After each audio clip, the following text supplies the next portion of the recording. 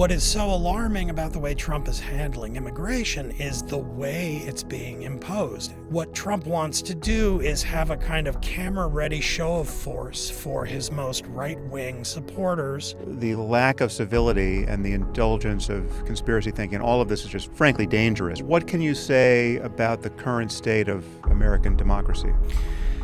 I'm here with Damon Linker. Damon, thanks for joining me. Thanks for having me, Sam. It's great to be here. So many people will be familiar with your writing, but remind people of what you've been up to these many years as a writer and a political commentator, and where they can find your stuff currently. It seems like everyone these days. I have a Substack titled Notes From the Middleground. And then I also teach political science at the University of Pennsylvania as a senior lecturer there. And I mainly teach courses in political theory and the political right. Well, we're going to get into the political right and the theory or lack of theory that may apply to the current moment. And how would you describe your politics at this point? For the last decade or so, I've described myself as being a liberal on the center left. I used to be a conservative about 20 to 25 years ago. I was an editor at First Things magazine, which Andrew Sullivan once called the intellectual nerve center of the religious right. And so I spent some time in the midst of that during the Bush administration and became frustrated with some of the Bush policies, the Iraq War, opposition to same-sex marriage. And so broke from that, wrote a book about it called The Theocons.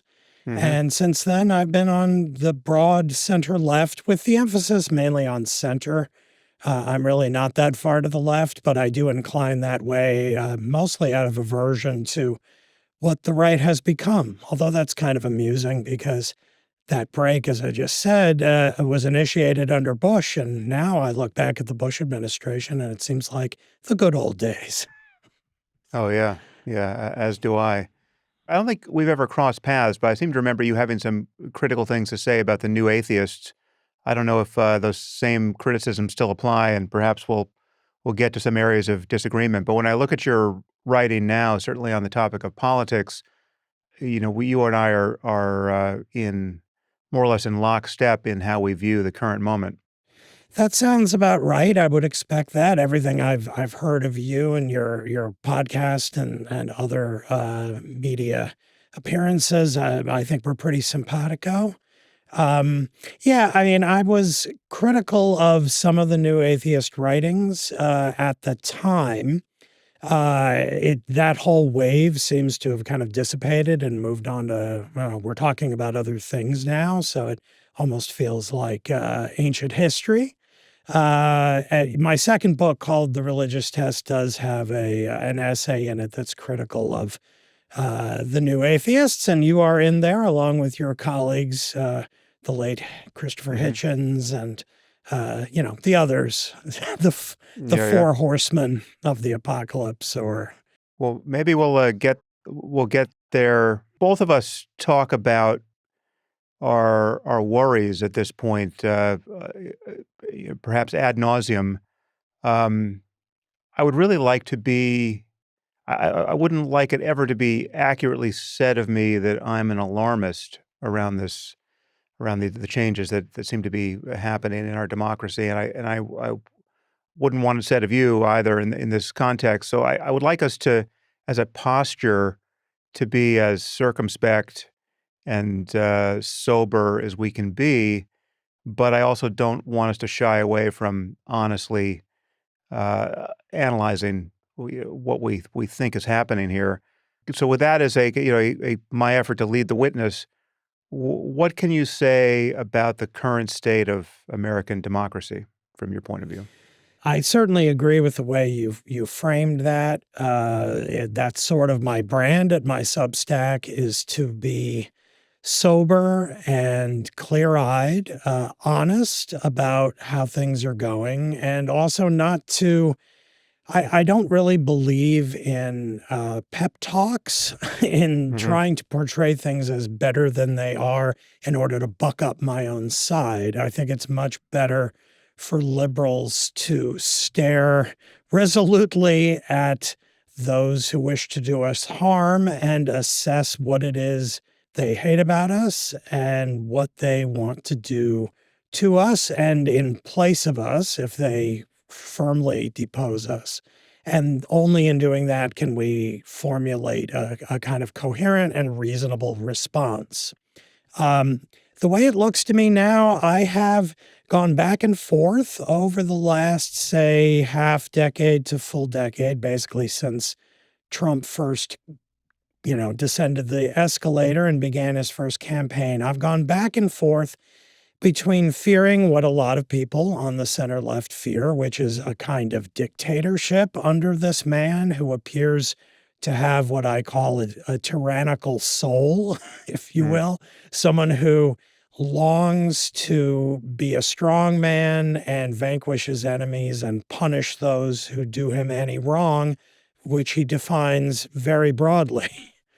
So sometimes I worry about that, but at other times I worry about a kind of an alternative bad case scenario that intertwines with it in a kind of ominous way, and that is the United States spiraling into civil unrest. I'm hesitant to use the word civil war or the phrase civil war, which we hear so much of these days, unless we define precisely what we mean. I do not anticipate a new Antietam and Gettysburg and Mm. armies lining up against each other on battlefields and firing guns at each other. But other examples throughout history, like the Troubles in Northern Ireland, the years of lead in Italy, a kind of spiraling of tit for tat violence by radicals on both the far left and the far right, which, if left to their own devices, could devolve into a kind of ongoing chaos in which the economy can't really function well and day-to-day violence in our lives with bombings and shootings becoming so great that kind of public spaces become emptied out as people try to just stay in their homes to avoid that violence. That's bad enough, but the way in which these two options intersect with each other is, I think, what alarms me most about the present moment, with the present being defined as the fall of 2025, because it does Mm. evolve over time, is the way that Trump and his most malign allies in the administration, foremost among them being Stephen Miller, the deputy White House chief of staff and senior advisor to the president, that they seem very eager to be given a pretext to clamp down on political dissent in a more radical way. And they are using any sign of violence by anyone who can be described as on the left as that pretext. And of course, the Charlie Kirk assassination was the biggest of these Mm. opportunities for them. They haven't, thankfully, moved, say, to invoke the Insurrection Act, which we can maybe talk a little bit more about later, in response to that assassination. But you now have Trump in the last couple of days actually invoking that act in his own name as something he's contemplating. He and Miller desperately want Portland to be burning to the ground so that they can use that as a pretext. They want Chicago to spiral with attacks on ICE officers by Mm. people on the street, which then, you know, then the military can be sent in to defend the ICE officers, and then the administration would then hope that the left attacks the soldiers and that this would, intensify support for, again, a more militaristic power grab. It's really scary Mm. stuff. And so what do I fear most is exactly what I've just been describing, the both of them interacting with each other. Okay, so I want you to prop up that dystopian vision as fully as you can. I want you to walk me through what would happen between now and then to make those increments seem plausible. But what would you say to someone who thinks that the last few minutes of your utterances was just a lurch into the very alarmism I disavowed, right? I mean, what would you say to someone right of center who thinks that nothing really out of the ordinary is happening except for the fact that we finally have an administration who is willing to take the crime problem in these democratically mismanaged cities seriously, right? So all Trump wants to do is, first of all, he's implementing the very immigration policy that he ran on, right? And in truth, I don't know where the numbers stand now, but last I heard, he hadn't deported many more or even as many people as Obama had in his, one of his terms. You can correct me if I'm wrong there, but I mean, so it's like the number of deportations have not been astronomical. There's just been a lot of noise around them, and the number, the numbers aside, he promised to do this, and now he's doing it, and half of America clearly wants him to do it. And everything else, bringing in the National Guard or even the 82nd Airborne into a place like Chicago, is just a response to an ambient level of violence there that every American should find intolerable. And he's not doing anything tyrannical. He's just restoring order, the order that most people in their heart of hearts would really want. And basically everything you just said is some species of left-wing paranoia. Well, yeah, that's a great way to set it up, and it shows that the challenge of trying to hew to the center, because there's a lot of truth in what you just said as a kind of hypothetical rebuttal to what I said. So, for example, I think it is true that Biden very badly mismanaged immigration. It's not even clear exactly why, if this was coming from the president himself or senior advisors who simply took over for him when he was, relatively incapacitated and not attending to that, maybe distracted by Ukraine and other things going on in the world. And so he handed it off to advisors and let them handle it. Whatever the cause, it was not handled well. There was a kind of reflexive sense, I think, among a lot of Democrats that Trump had been already pretty tyrannical about immigration because of the child separation policy and the Muslim ban and so forth in the first administration, and that therefore, once Democrats were back in charge, it was important to reverse course, to stop relying on COVID-era restrictions about letting people come in the country and wait out their hearing on this side of the border, when in reality, many of them can simply sort of disappear into the woodwork of our enormous country and so forth. So if that's what you're saying, that all Trump is trying to do is kind of reinstitute the rule of law after a period where it was insufficiently defended, there is some truth to that. And there is some truth to the fact that he won the election, and a lot of people who voted for him felt strongly about that issue.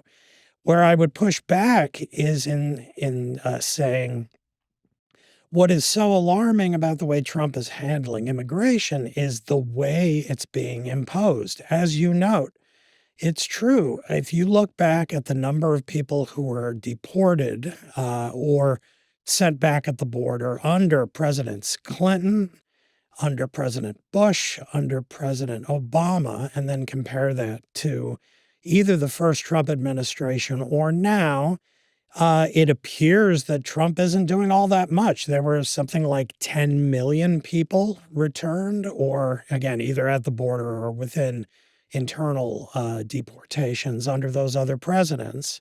A little bit less under Obama, but still way more than Trump. But those presidents did not send in ICE officers with their faces masked, with no badges visible, to raid employers, detain people without proper charges, quite often people who, in fact, are not here illegally, but are legal immigrants with green cards or even full American citizens. And it's this sort of haphazard, uh, kind of over the top displays of aggression and violence and seeming lawlessness by officers of the federal government that has people extremely alarmed. Again, almost as if what Trump wants to do is have a kind of camera ready show of force for his most right wing supporters, and kind of winkingly to those supporters, hoping that that provokes a reaction from the left that will then justify it retrospectively and justify him doing even more in that direction. And that is bad. Now, on the broader question of crime, I also am in the middle. I am all in favor of prosecuting crimes, keeping our cities safe or making them safe if they aren't. I've written critical things about the way a lot of democratically led so-called blue cities handle homelessness and crime in various ways. That isn't something that I want to defend. And I think Democrats often have walked themselves into political weakness by responding the way they do to these issues.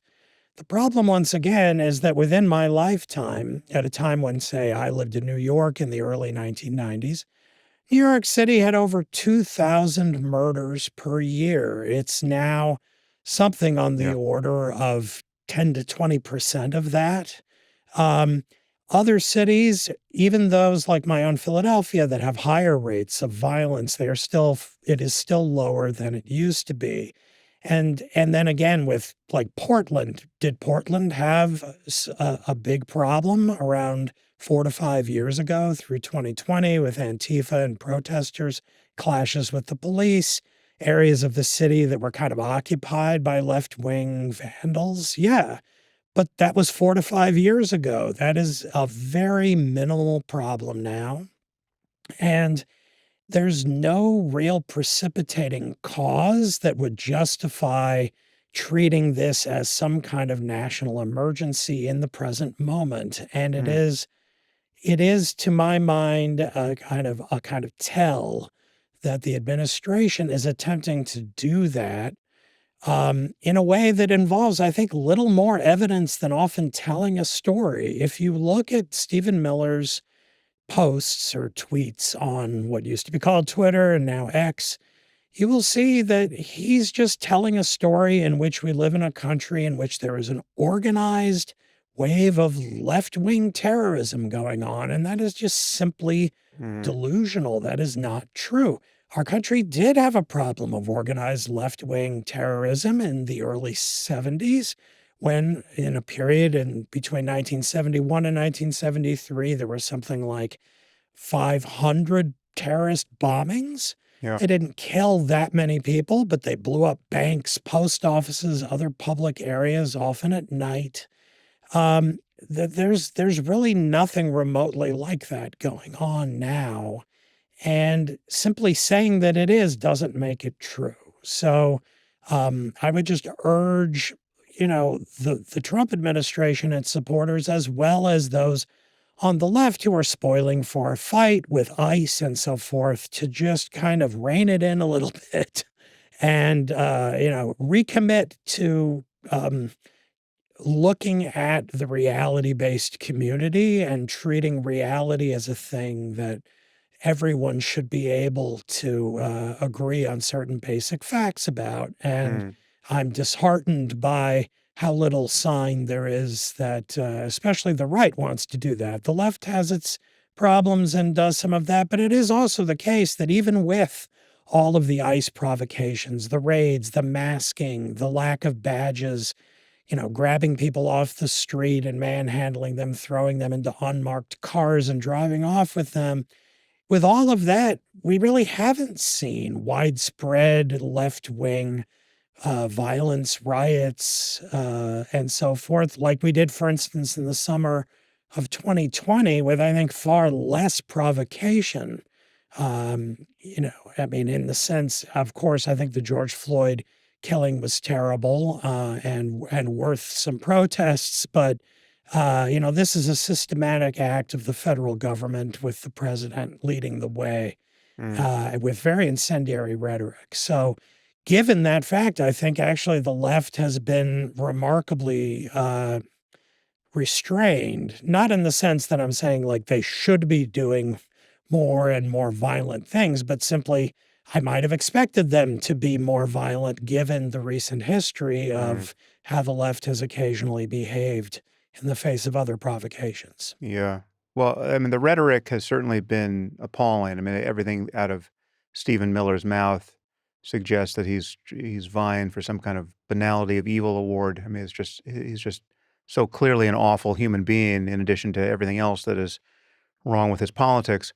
But and I do think that the lack of civility and the indulgence of conspiracy thinking, all of this is just frankly dangerous, right? It's not just words. It really is raising the temperature in ways that are dangerous, and it's making certain terrible outcomes far more likely, as well as just attesting to the callousness and delusion of the people in power, right? So it's all terrible, and yet many people will say, well, these are just words, right? You should be taking him seriously, not literally. And so it goes for every one of his courtiers and concubines and enablers. What Trump has done to our politics has scared a lot of people left of center, but it really it doesn't. It's not on a continuum with now. Again, I'm just bending over backwards to be charitable to people who disagree with us. It's not on any kind of continuum with what we mean by authoritarianism, much less fascism. Um, this is a this is a reality TV show, right? This is all theater on some level. There's not much is really is at stake. They're creating a vibe, and yes, it's understandable that people left of center are alarmed, but these are not the sorts of people who are ever going to put people up against the wall and shoot them. Um, and so we're really just like what everything that is being that alarmists like, and again I'm being ventriloquized here. Alarmists like Timothy Snyder and Ann Applebaum and all these people as scholars of totalitarianism and the unraveling of democracy. All these people are hysterics, and they're drawing bad analogies to other cases. What we have here is somebody who's just has a very different style, right? And the masking of ICE, that even has its own exculpatory explanation. These guys are being doxxed online, and this is a new moment where social media is posing a real risk to law enforcement. So they have to be masked, and yeah, if they're a little rough around the edges, well, these people are here illegally. If you don't want the laws enforced, you shouldn't have these laws in the first place, right? Everyone's guilty of a crime who's here illegally. It doesn't matter how long they've been here. It doesn't matter how profitably they've been working in necessary industries. Again, we have laws on the books, and now we're enforcing them. So what is clearly wrong with that level of insouciance around the current situation? Where does all of this go if that success does persist? I don't want to go all Hitler, but There's an undeniable issue here. Right-wing populism isn't just an American problem at the moment. It is a global sickness that you can see, across Western democracies, certainly. the woke stuff isn't good. It's even worse because of the way it kind of fuels their movement. Well, finally, Damon, let's bring religion into the conversation here. Yeah.